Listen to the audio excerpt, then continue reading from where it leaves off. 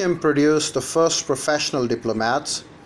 They were issued written instructions and were enjoined to be polite, to entertain thee lavishly as funds permitted, and to sell Byzantine wares to lower their cost and encourage trade.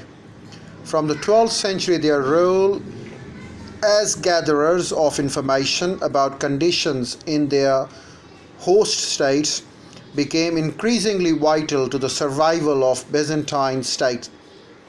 As its strength waned, timely intelligence from Byzantine diplomats enabled the emperors to play foreign nations off against each other.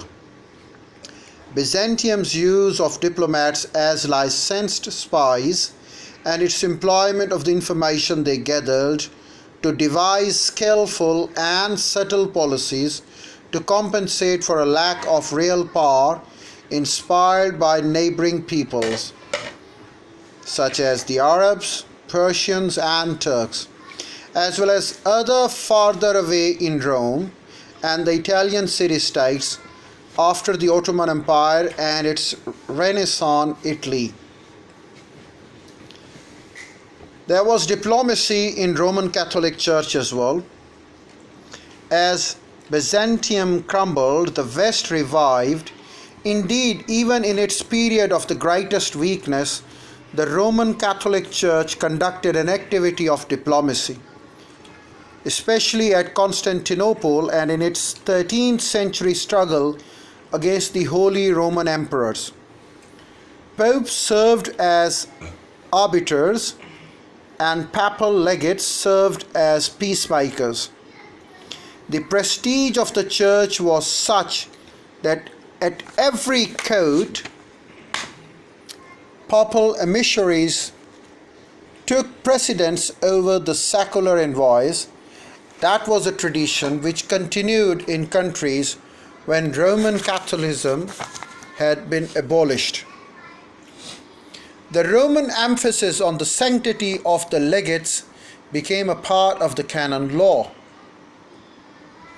From 6th century, both legates and lesser-ranking nunci, it went on to the rulers whom they were accredited to the extent of their authority. At the end of 12th century, the term of ambassador appeared, and it appeared from Venice. Initially in Italy, derived from the medieval Latin ambassador world, meaning to go on a mission.